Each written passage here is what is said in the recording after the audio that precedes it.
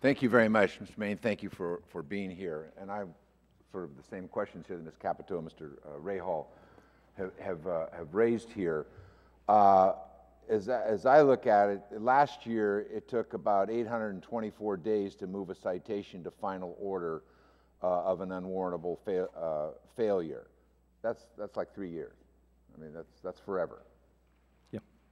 I also know that the Inspector General in their September 29th, 2010 recommendations recommended that you do exactly apparently what you're doing, and that was to evaluate the appropriateness of eliminating or modifying the limitations on current regulations, including the use only of final orders and determining the pattern of violations.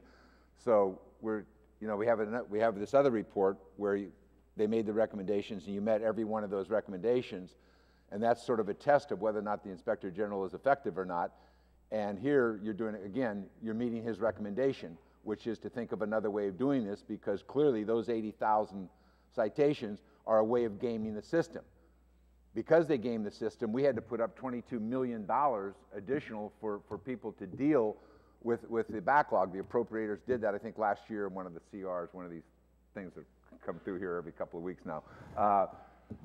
So we're chewing up taxpayer resources because they're gaming the system, and the Inspector General looks at the system and says, you ought to move to a new system. These citations, you took action here against somebody who from July 2008 to 2010, what the hell's the name of this mine? Oh, Mr. Massey again. Massey's Energy Freedom Energy Mining Company's #1.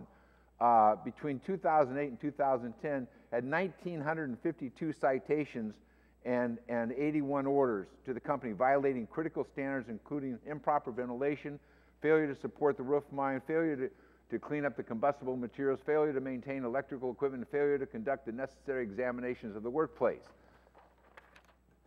I mean, how long are we going to let these people? We're down to, you said there were 14,500 mines within your operation at MSHA.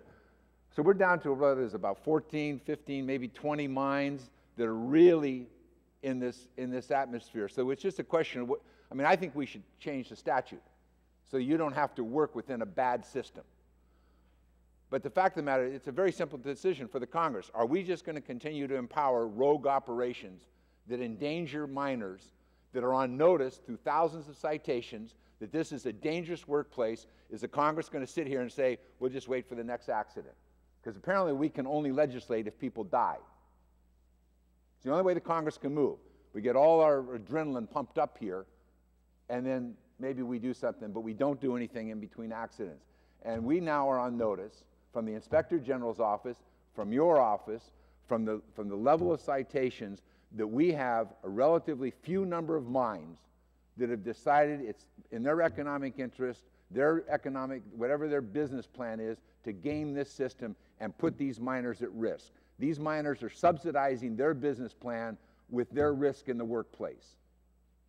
This should not be a hard decision for the Congress of the United States. You know, we keep saying, well, there's a lot of good operators, and Mr. Rahal's always pounding me on about this, and I agree. Why should those good operators enable these people to play this system this way at the risk of these miners? There's a question in there somewhere, and I bet you can find it. There's two points I think you raised. One was a Freedom mine that we took the first 108 injunctive action against, and it was a mine that had amassed nearly 2,000 violations over a 2-year period, over 80 orders, and it had ownership. When we put this mine on this 108, or took this 108 injunctive action, had ownership of the mine with the most D orders in the United States out of 14,500 mines. And to address the point that Congressman Rahal raised, that's the kind of mine that we need to be dealing with, and that's where we're putting our strategic attention to identify mines like that and move on. No one, I don't think, could tolerate or should tolerate a mine with that kind of a record, and I think we need to be acting. What we learned in that was that it takes time to do that, and I don't want Congress to think we have this silver bullet either, that we can just decide today that we have an upper big branch we need to deal with in that context, and tomorrow have that mine shut down. That was a lesson that we learned from the experience of Freedom Energy. And as far as the problem that we recognized a year ago, The gentleman's time has expired.